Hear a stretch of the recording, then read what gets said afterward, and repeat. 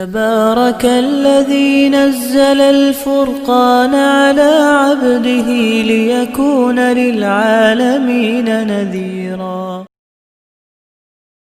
کرنا ہے.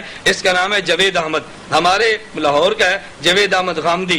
اس نے بھی اس دین کو برباد کرنے کے لیے کئی مسئلے پیش کیے، اور مسئلے وہ پیش کیے جس کا تعلق قرآن سے بھی نہیں تھا، مسئلے وہ پیش کیے پیغمبر کی سنت سے بھی نہیں تھا، مسئلے وہ پیش کیے کہ جس کا تعلق اجماع امت سے بھی نہیں تھا. اجماع امت سے کٹ کے ایک نیا راستہ پیش کیا. ایک آدھ اس کا مسئلہ نہیں ہے. اس بدبخت نے مسئلوں کی لائن لگا دی ہے امت کو برباد کرنے کے لیے، امت کو تباہ کرنے کے لیے.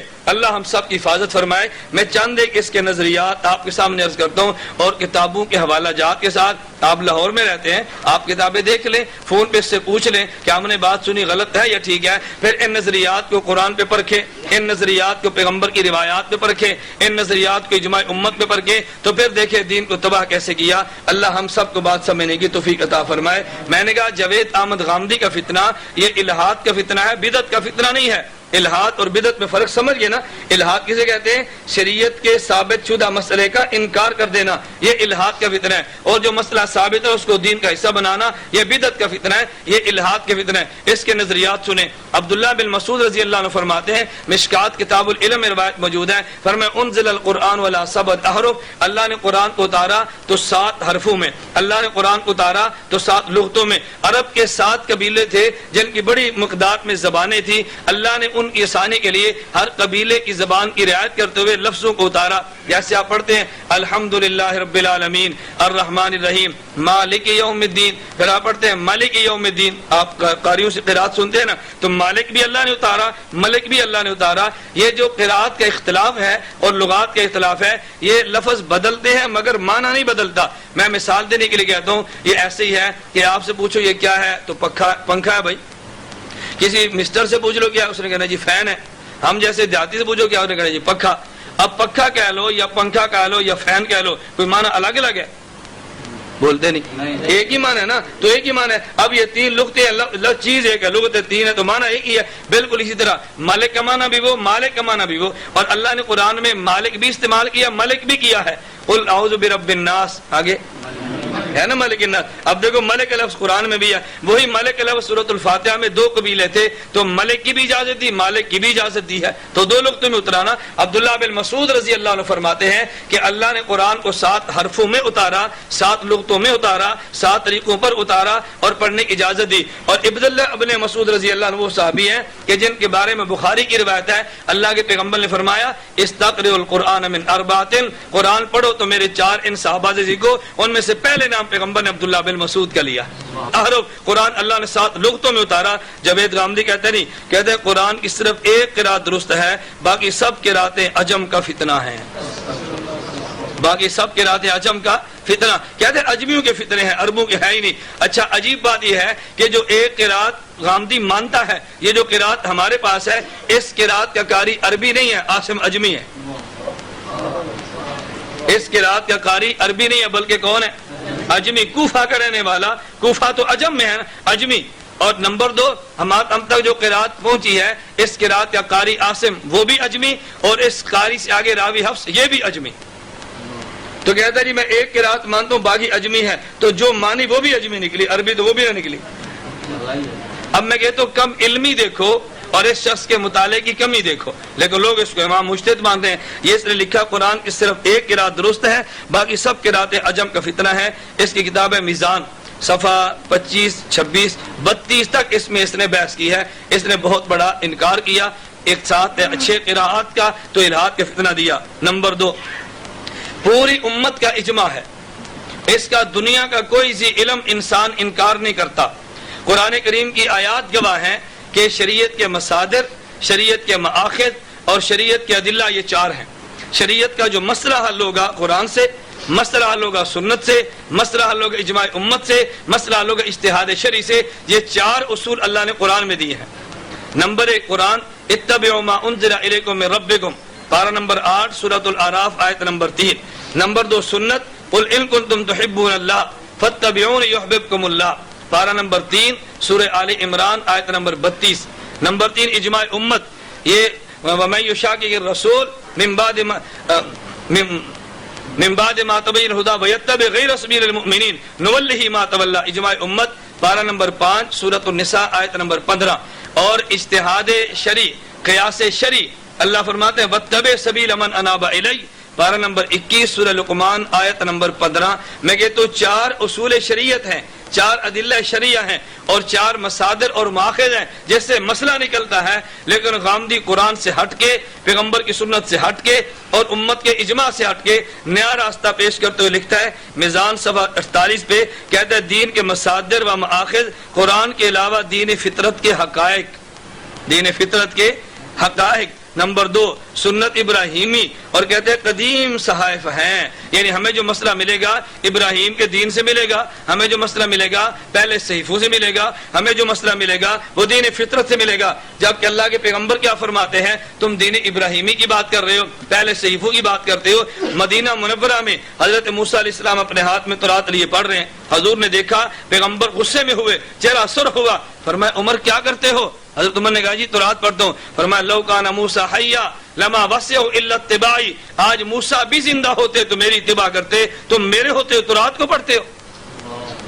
اور یہ کہہ رہے پچھلے صحیفوں سے مسئلے، دین ابراہیمی سے مسئلے، تو میں نے عرض کیا امت کے اجماع کو چھوڑ کے اس نے نیا راستہ دیا ہے۔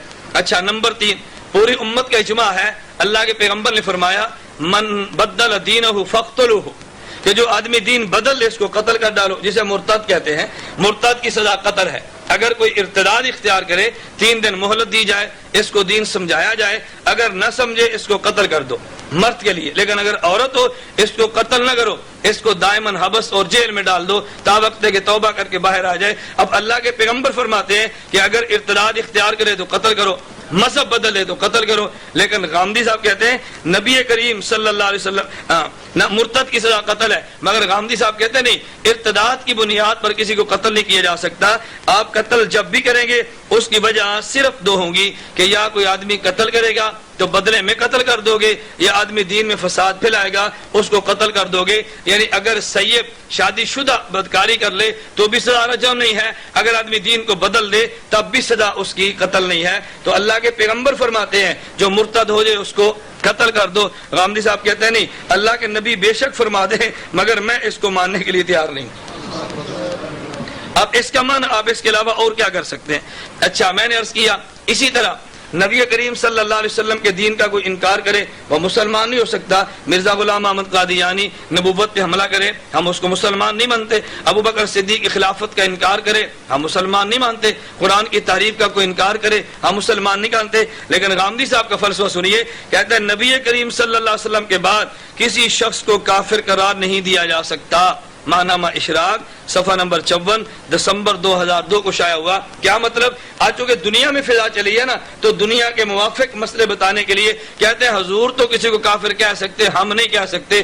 ظالم ہندو کافر نہیں ہے، سکھ کافر نہیں ہے، یہودی کافر نہیں ہے، عیسائی کے علاوہ مرزائی قادیانی کافر نہیں ہے، بہائی کافر نہیں ہے۔ جو پیغمبر یا صحابہ کی ذات پہ حملہ کرے گا اس کے خلاف فتویٰ تو آئے گا نا، لیکن چونکہ لوگ اس زبان کو اچھا نہیں سمجھتے اس لیے غامدی صاحب کہتے ہیں نہیں بھائی نہیں، ہم یہ فتویٰ نہیں دیں گے۔ ہم کہتے ہیں اللہ کے نبی کے بعد بھی جو کفر اختیار کرے گا وہ کافر ہوگا، اگر مسلمانوں کے بدل لے گا تو مرتد ہوگا، اس کی سزا کیا ہوگی؟